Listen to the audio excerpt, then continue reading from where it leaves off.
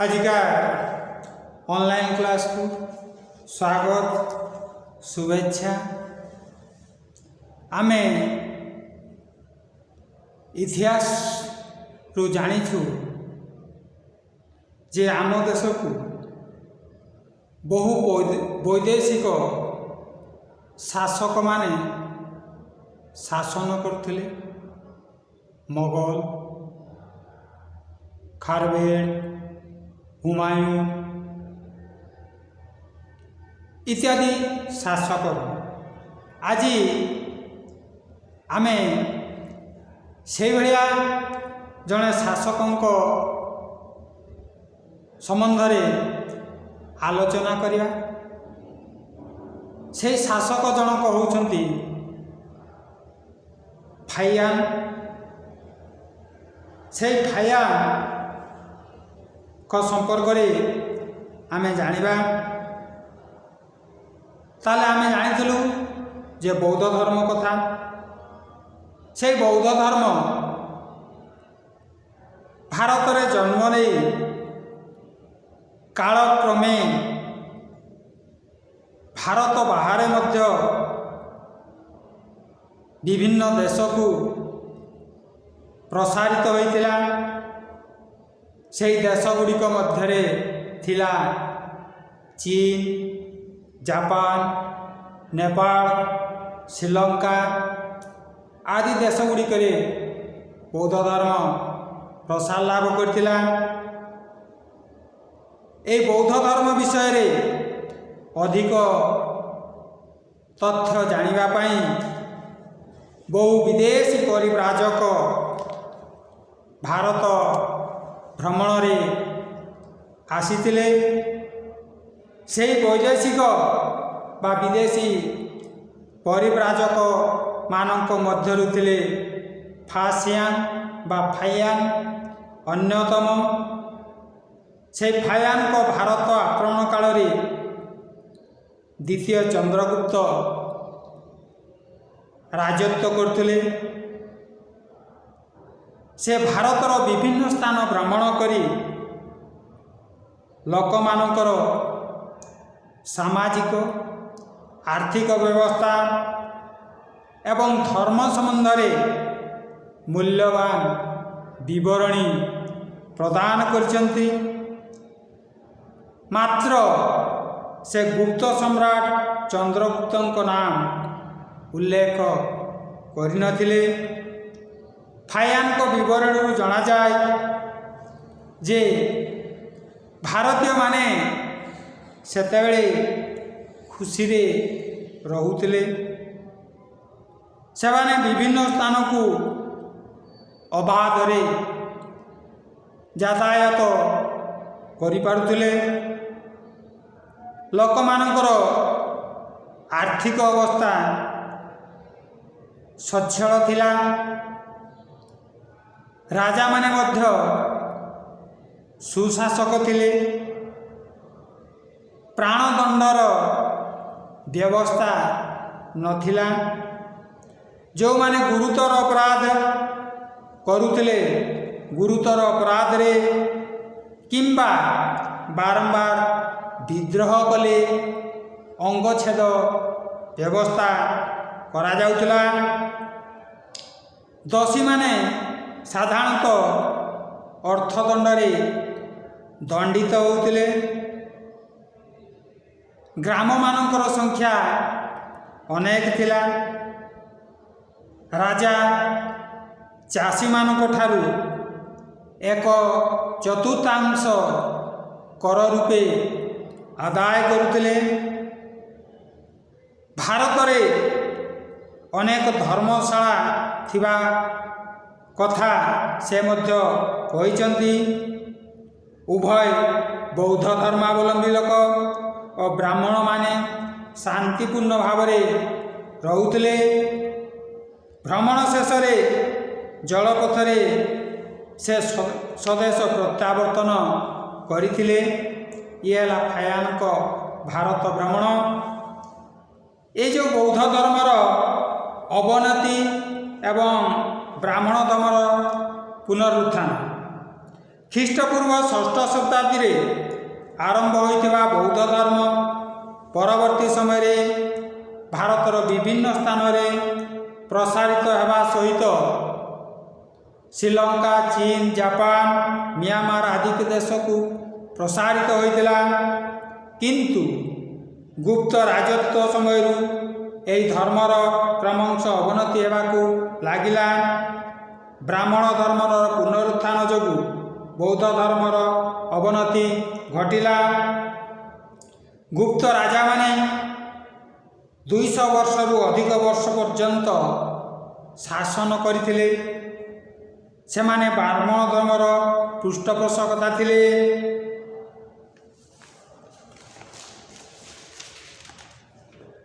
ଫଳରେ ବ୍ରାହ୍ମଣ ଧର୍ମ ଅଧିକ ଲୋକପ୍ରିୟ ହୋଇପାରିଥିଲା।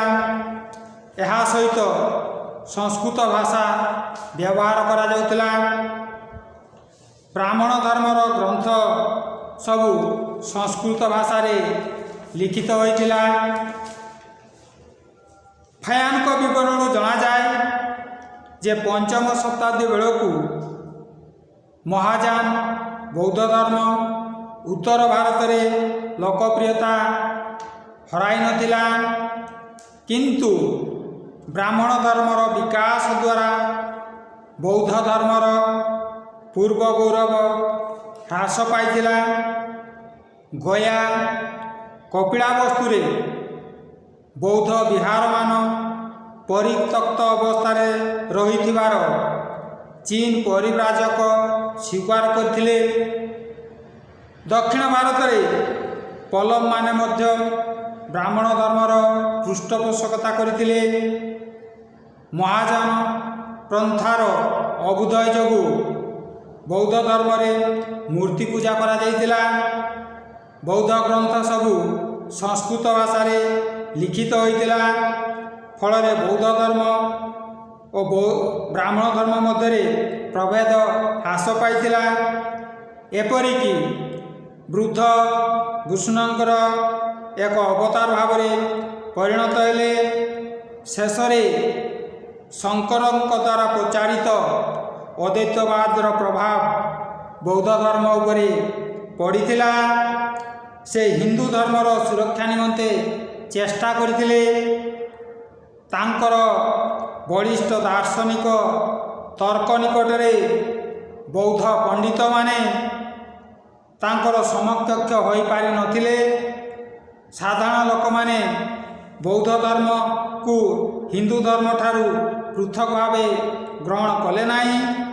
ହିନ୍ଦୁ ଧର୍ମ ପ୍ରଭାବରେ ବୌଦ୍ଧ ଧର୍ମରେ ତନ୍ତ୍ର ପ୍ରବେଶ କରିବାରୁ ବଜ୍ରଯାନର ଆବିର୍ଭାବ ହୋଇଥିଲା। ଏହିସବୁ କାରଣ ପାଇଁ ଭାରତରେ ବୌଦ୍ଧ ଧର୍ମର ଘୋର ଅବନତି ଘଟିଥିଲା। ତାପରେ ବ୍ରାହ୍ମଣ ଧର୍ମ ପ୍ରବେଶ କରିଥିଲା। ତାହେଲେ ବ୍ରାହ୍ମଣ ଧର୍ମର ପୁନରୁତ୍ଥାନ ପାଇଁ ଦାୟୀ ହୋଇପାରେ। ଗୁପ୍ତ ଯୁଗରେ ବୈଷ୍ଣବ ଧର୍ମର ମଧ୍ୟ ପ୍ରସାର ଲାଭ କରିଥିଲା। କେତେକ ରାଜା ବିଷ୍ଣୁଙ୍କର ଉପାସକ ଥିଲେ। ଏହାର ପ୍ରଭାବରେ ବୈଷ୍ଣବ ଧର୍ମ ସମାଜରେ ଜନପ୍ରିୟ ହେଲା। ଏହାଛଡ଼ା ଭଗବାନ ଶିବଙ୍କୁ ମଧ୍ୟ ଲୋକମାନେ ପୂଜା କରୁଥିଲେ। ଗୁପ୍ତ ଯୁଗରେ 18ଟି ପୁରାଣ ସଂକଳନ କରାଯାଇଥିଲା। ସେହି ପୁରାଣମାନଙ୍କରେ ବିଷ୍ଣୁ ଏବଂ ଶିବଙ୍କର ମାହାତ୍ମ୍ୟ ବର୍ଣ୍ଣନା କରାଯାଇଛି। ମନ୍ଦିରରେ ମୂର୍ତ୍ତି ପୂଜା ଗୁପ୍ତ ଯୁଗରେ ଏକ ପରମ୍ପରାରେ ପରିଗଣିତ ହୋଇଥିଲା। ମୂର୍ତ୍ତି ପୂଜା ନିମନ୍ତେ ବିଭିନ୍ନ ସ୍ଥାନରେ ମନ୍ଦିର ନିର୍ମାଣ ଆରମ୍ଭ କଲା। ଗୁପ୍ତ ଯୁଗର ଭଗବତ ବା ବୈଷ୍ଣବ ଧର୍ମର ଅନ୍ୟ ଏକ ବିଶେଷତା ହେଲା ଅବତାରବାଦ। ଦୁଷ୍ଟର ବିନାଶ ପାଇଁ ବିଷ୍ଣୁ ବିଭିନ୍ନ ଅବତାର ରୂପରେ ଭୂପୃଷ୍ଠକୁ ଅବତରଣ କରିଥିଲେ। ଇଏ ଥିଲା ବ୍ରାହ୍ମଣ ଧର୍ମର ପୁନରୁତ୍ଥାନ। ତାପରେ ଦେଇଛି ଆମର ସାହିତ୍ୟ। ଫାୟାନଙ୍କ ସାହିତ୍ୟ କଳା ସ୍ଥାପତ୍ୟ। ଗୁପ୍ତ ଯୁଗରେ ସାହିତ୍ୟ ସଂସ୍କୃତରେ ବିଶେଷ ଉନ୍ନତି ଘଟିଥିଲା। ଉଭୟ ଧର୍ମାବଲମ୍ବୀ ଏବଂ ଗୁପ୍ତ ରାଜାମାନଙ୍କ ପୃଷ୍ଠପୋଷକତା ଯୋଗୁଁ ସମ୍ଭବ ହୋଇଥିଲା। ଗୁପ୍ତ ଯୁଗର ପ୍ରସିଦ୍ଧ କବି ଏବଂ ନାଟ୍ୟକାର ଥିଲେ କାଳିଦାସ। ସେ ଉଭୟ ନାଟକ ଏବଂ କାବ୍ୟ ରଚନା କରିଥିଲେ। ତାଙ୍କର ପ୍ରସିଦ୍ଧ ନାଟକ ହେଉଛି ଅଭିଜ୍ଞାନ ଶକୁନ୍ତଳମ୍। ତାଙ୍କ ରଚିତ ଅନ୍ୟ ନାଟକ ଗୁଡ଼ିକ ଥିଲା ମାଳବିକାଗ୍ନିମିତ୍ରମ୍ ଏବଂ ବିକ୍ରମ ବଂଶୀୟମ୍। ସେ ମଧ୍ୟ ରଘୁବଂଶମ୍, କୁମାର ସମ୍ଭବମ୍, ମେଘଦୂତ କାବ୍ୟ ରଚନା କରିଥିଲେ। ଏସବୁ ସଂସ୍କୃତ ଭାଷାରେ ରଚିତ ହୋଇଥିଲା। ଶୂଦ୍ରକଙ୍କ ଦ୍ୱାରା ଲିଖିତ ମୁଚ୍ଛକଟିକମ୍ ଏକ ସାମାଜିକ ନାଟକ ଥିଲା। ସେ ସମୟରେ ପଞ୍ଚତନ୍ତ୍ର ବିଷ୍ଣୁ ଶର୍ମାଙ୍କ ଦ୍ୱାରା ରଚିତ ହୋଇଥିଲା।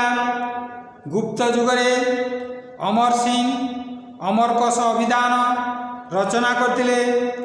ଗୁପ୍ତ ଯୁଗରେ ରାମାୟଣ ମହାଭାରତ ପୁରାଣ ଗୁଡ଼ିକର ସଂକଳନ ସମ୍ପୂର୍ଣ୍ଣ ହୋଇଥିଲା। ଭଗବଦ୍ ଗୀତା ମହାଭାରତର ଏକ ଗୁରୁତ୍ୱପୂର୍ଣ୍ଣ ଅଂଶ ଅଟେ। ଏଥିରୁ ଜଣାଯାଏ ଯେ ସାହିତ୍ୟ କ୍ଷେତ୍ରରେ ଗୁପ୍ତ ଯୁଗ ଏକ ଗୌରବ ଯୁଗ ଥିଲା।